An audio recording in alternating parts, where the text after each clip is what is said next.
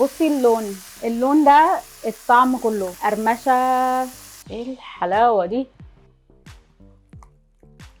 حلو قوي. انا ايمان والنهارده هعمل سماش برجر في مطبخ الغربه. اول حاجه، انا لما بحب اعمل برجر في البيت ببقى عايزه بيج ماك صوص. الحاجه الوحيده اللي بتخليني اروح اكل من ماكدونالدز مثلا هو البيج ماك صوص اللي بيجي مع البرجر. اي حد يعرفني عارف ان انا بجيبه مع البطاطس، بجيبه مع الناجت، بطلبه جوه البرجر، بطلبه جنب البرجر. لما باجي اعمل برجر في البيت بعمله برضو. دي 3/4 كوبايه مايونيز، ودول معلقتين كبار خيار مخلل متقطع صغير، ومعلقتين كبار بصل متقطع صغير قوي قوي، صغير جدا.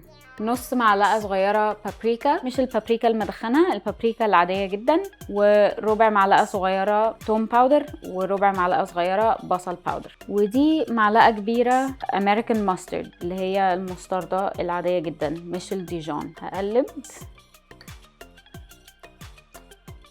حاجه بحب ازودها هي شويه ميه مخلل. ده مخلل انا عاملاه في البيت، ده عباره عن خل وعليه شويه عسل، فانا هاخد معلقه بس واحده. اللي ما عندوش مخلل عادي جدا هيحط معلقه خل وممكن سنه سكر. بيج ماك صوص تمام جاهز. هوريكم دلوقتي اسهل طريقه في العالم ان احنا نعمل برجر بلحمه مفرومه وملح وفلفل. فدول 500 جرام لحمه، قسمتهم كده بالنص وهقسمهم كمان مره. دول كفايه ان هم يعملوا 4 وحدات برجر. همسك اللحمه كده وادخلها في بعضها شويه، مجرد ان انا اكورها كده كده. دي كده اول كوره. كده الكور بتاعتي جاهزه. شويه ملح وهرش من فوق كده، وشويه فلفل وبرده هرش من فوق، والطبق عليه الفلفل والملح اللي وقع. فهاخد الكوره وهعمل كده، هاخد الكوره وهعمل كده عشان يبقى عليها ملح وفلفل من تحت. ده عيش بريوش الكايزر العادي هينفع، مفيش اي مشكله. دي زبده درجه حراره الغرفه عشان تبقى طريه، عشان ما تقطعش العيش. ليه بعمل كده؟ عشان هحمص الناحيه دي من العيش، بتعمل فرق شاسع.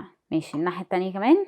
واو، انا بستخدم الطاسه بستخدم انا بستخدم الصاصه بستخدم الطاسه الستينلس ستيل. دي احسن حاجه، يا اما هي يا اما الكاست ايرون، بس اي طاسه هتنفع هي، بس دي بتبقى حلوه في القرمشه. فهنزل بالناحيه اللي عليها زبده واحطها في مكان عشان مش هحركها. في 4 دقايق بيكونوا جاهزين. ايه رايك في السيزو؟ في ناحيه اتعملت فانا هقلبه بس كده. ده برضو الناحيه اللي في النص اتعملت فهقلبه شويه.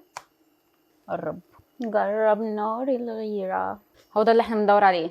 دي الاجزاء اللي تحت هحط عليها الصوص بتاعي، هفرده شوية. هنجيب الخس متقطع صغير وهحطه في النص بالظبط. طماطم، شوية بصل بس مش كتير. هو كده كده البيج ماك صوص فيه بصل. اي خضار بيتحط لازم يتحط عليه ملح. ده حاجة من الحاجات برضو اللي بتفرق البرجر الحلو من البرجر لأي كلام. البيج ماك صوص او السبيشال صوص على الناحيه التانية. ده خيار مخلل انا اللي عاملاه، ممكن اعمل الطريقه بتاعته على تيك توك وانستجرام في فيديو قصير. البرجر هيتعمل في 5 دقايق بالظبط، مش هياخد وقت خالص. عشان كده كل حاجه تانية بتبقى جاهزه قبله عشان لازم يطلع عليه على طول. ما تنسوش تعملوا لنا لايك وشير وسبسكرايب، وكمان ممكن تلاقونا على تيك توك وانستجرام ويوتيوب وفيسبوك باسم مطبخ الغربه او ايمان's كيتشن ابراد. ايه ده اخويا؟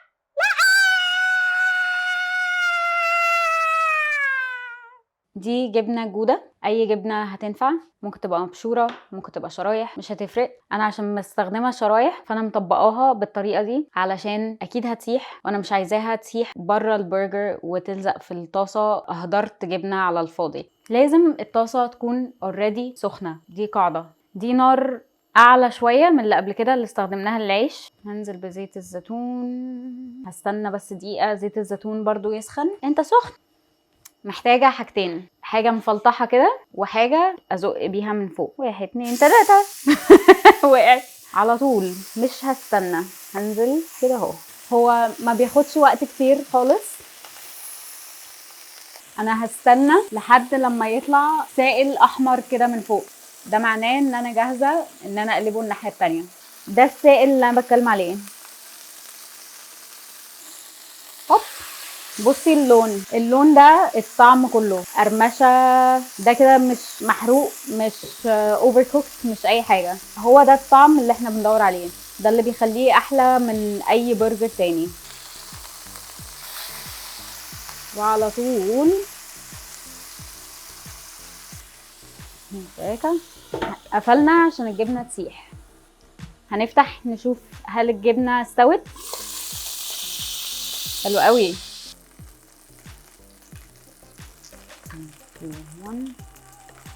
والنبي ما تقع. شكله حلو قوي. ايه الحلاوه دي؟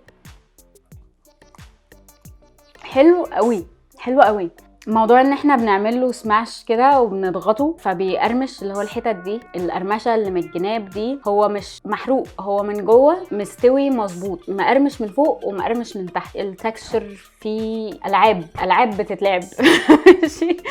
البيج ماك صوص انا بعشقه. الخيار المخلل مسكر وفي نفس الوقت حادق وفي نفس الوقت مزز، والخضار علشان عليه ملح، الموضوع كله متجانس مع بعضه. اصيع برجر في العالم. يعني انا اكل البرجر ده وما اكلش برجر من بره.